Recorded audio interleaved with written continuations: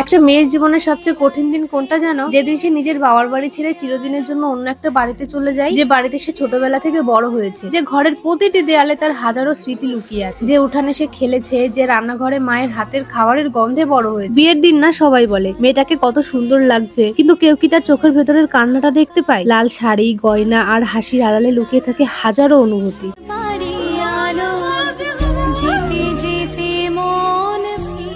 আজ থেকে প্রায় 7 বছর আগে এই মানুষটার সাথে আমার দেখা হয়েছিল। তখন কিন্তু আমরা কোনো সম্পর্কের মধ্যে ছিলাম না। তখন ওকে আমি দাদা বলে ডাকতাম। তোমরা তো বোঝোই যে সব সাইয়াই আগে ভাইয়াই হয়, তো আমার সাথেও কিন্তু সেরকমটাই হয়েছিল। তো আজ থেকে প্রায় 5 বছর আগে ওর সাথে আমার ভালোবাসার একটা সম্পর্ক তৈরি হয়।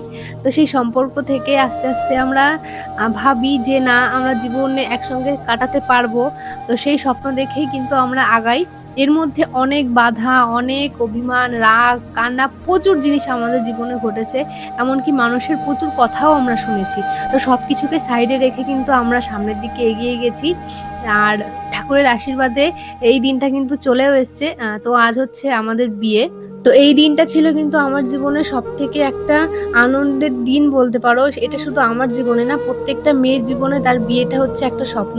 তো আমার জীবনেও কিন্তু আমার বিয়েটা একটা স্বপ্ন ছিল, কিন্তু সেইভাবে আমার মা বাবা আমার বিয়েটা দিতে পারেনি। তবে যেটুকু দিয়েছে ঠাকুরের আশীর্বাদে ভালোই হয়েছে, ভালোভাবেই আমার বিয়েটা সম্পন্ন হয়েছিল। তো এখানে কিন্তু চলছে এখন তোমাদের দাদা ভাইয়ের আশীর্বাদ পর্ব। আমার মা কিন্তু তোমাদের দাদা ভাইকে আশীর্বাদ করছে, আর একটু পরেই কিন্তু ওর গেট ধরা হবে।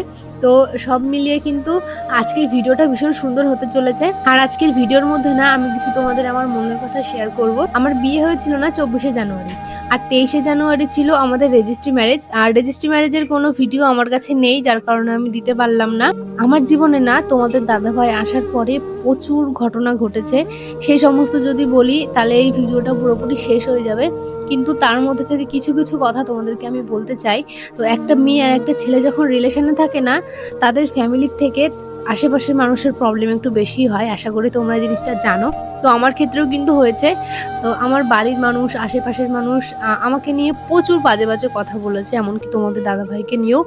কিন্তু সেগুলো আমরা কখনো গায়ে মাখিনি, বা তোমরা বলতে পারো এগুলো নিয়ে আমরা কখনো মানুষের সাথে অশান্তিও করিনি। আমরা ভেবেছি যে যা ভালো লেগেছে সে বলুক, আমাদের সেদিকে কান দেওয়ার কোনো দরকার নেই। আমরা সামনের দিকে ভালোভাবে এগিয়ে যাব, আর সেটা করেই আমরা কিন্তু আজকে এই জায়গায় দুজনে আসতে পেরেছি। তো বিয়ের দিন তো আমি ভীষণ খুশি ছিলাম, সেই সাথে তোমাদের দাদাভাইও খুশি ছিল। তো সব মিলিয়ে একটা দারুণ দিন ছিল ওই দিনটা আমাদের জীবনে। আর এখানে দেখো সবাই মিলে কিন্তু এখন গেট ধরছে। তো অনেক বাধা বিপত্তি পার করে আমরা কিন্তু আজকে এই দিনটাকে পেয়েছি। তো তোমরা সবাই কিন্তু আশীর্বাদ করো আমাদের আগামী জীবনটা যেন সুন্দর হয়। তো এইদিকে দেখো তোমাদের দাদাভাইকে কিন্তু আমার দিদি কোলে করে নিল। যেহেতু ওরা গেট ধরেছিল সেই জন্য ওদেরকে টাকা দিতে হবে, তো ওদের আর্জি ছিল বরকে কোলে নিতে হবে। তো তার কারণে আমার দিদি কিন্তু ওকে কোলে করে নিয়ে গেছিল। এখন কিন্তু হবে আমাদের শুভ দৃষ্টি। তো তার কারণে কিন্তু এখন আমি যাচ্ছি, দেখো পান পাতা দিয়ে মুখ ঢেকে। আর এই টাইমটাই যে আমার মনের মধ্যে কি চলছিল সেটা তোমাদেরকে বলে আমি বোঝাতেই পারবো না। ভীষণ লজ্জা লাগছিল। এতদিন লোকের বিয়ে আমি দেখেছি, আর আজকে আমার বিয়ে হচ্ছে, একটা আলাদাই তো অনুভূতি, তোমরা তো সবাই জানোই। তো এইদিকে এখন আমাকে 7 পাক ঘোরাচ্ছে, আর আমি না 7 পাক পুরোপুরি ঘুরতে পারিনি, বা আমি ওই যে পিড়িতে করে আমাকে ঘোরাচ্ছে 4টে কি 3টে পাক দিয়েছে, তার উপরে আমার মাথা ঘুরে গেছে। আমি সেই একা একা হেঁটে হেঁটে ঘুরেছিলাম। তো মানে পিড়িতে করে আমি আর ঘুরতে পারিনি। আর তোমাদের দাদাভাইকে যখন আমি শুভদৃষ্টিতে দেখলাম, আমার তো পুরো, আমার যে কি লজ্জা লাগছিল সেটা তোমাদের কি বলে আমি বোঝাতেই পারবো না। আর ওই মালা বদলের সিন, তারপরে হচ্ছে শুভদৃষ্টির সিন, এইগুলো না ডিলেট হয়ে গেছে, যার কারণে এগুলো আমি দিতে পারিনি।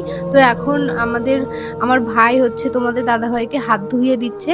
মানে এটা হয়তো অনেকের মধ্যে এই নিয়মটা থাকতে পারে, আমার সঠিক জানা নেই, আমাদের মধ্যে আছে এই নিয়মটা। তো এখন হচ্ছে কিন্তু আমার হস্তবন্ধন, ভালোই লাগছিল। আর তোমাদের দাদাভাইয়ের সাথে না আমি আমার বিয়ের আগের দিনও দেখা করেছি। তোমাদেরকে তো আমি বললামই যে আমার বিয়ের আগের দিন রেজিস্ট্রি ছিল। তো এই সময়টাই দেখে অতটাও কিছু মনে হচ্ছিল না, মনে হচ্ছিল না আমি তো দেখেছি কালকেও। তবে শুভদৃষ্টির সময়টা আলাদাই একটা অনুভূতি হচ্ছিল।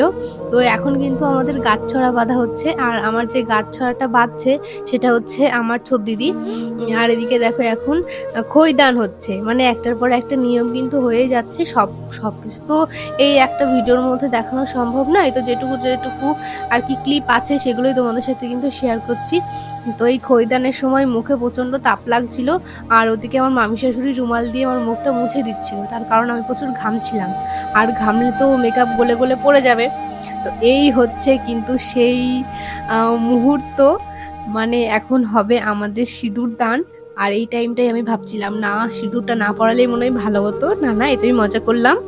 এই টাইমটা আমার খুব ভালো লাগছিল যে এতদিন যার সাথে আমি প্রেম করেছি এখন তার সাথে আমি সারা জীবন কাটাবো।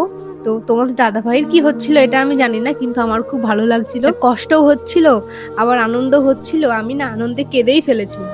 তো যাই হোক, সিঁদুর দানের মুহূর্তটা আমি যে এখনো বলতে গেলে আমার বুকের ভেতরটা কাঁপে। তো ভীষণ ভালো লাগে আমার এই টাইমটা। দেখো হয়ে গেল সবকিছু, মানে মেয়েদের জীবনে সব স্বাধীনতা এখন শেষ, আমার জীবনেরও শেষ আর মেয়েদের জীবনেরও সব স্বাধীনতা শেষ। তো যাই হোক, সিঁদুর দান কিন্তু হয়ে গেছে। আর আমাকে তোমাদের দাদাভাই এমনভাবে সিঁদুর পরিয়েছিল, আমার কপালটা পুরো ছুলেই গেছিল। মানে আংটিটা যেহেতু নতুন ছিল আর আংটিতে প্রচুর ধার ছিল, তো এমনভাবে ও জোরে আমাকে সিঁদুর পরিয়েছিল, আমার পুরো কপাল ছুলে গেছিল। এদিকে দেখো আমার মাথা ধরে টানাটানি করছে, ওদিক থেকে ধাক্কা মারছে, সেদিক থেকে ধাক্কা মারছে।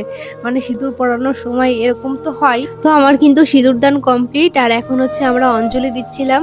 আর এরপর কিন্তু সবাই মিলে একে একে আমার সাথে ফটো তুলছিল, অনেক ফটো তুলেছি আমরা বিয়েতে। আর এরপরে কিন্তু এখন আমার বাবা আশীর্বাদ করছে আমাদের।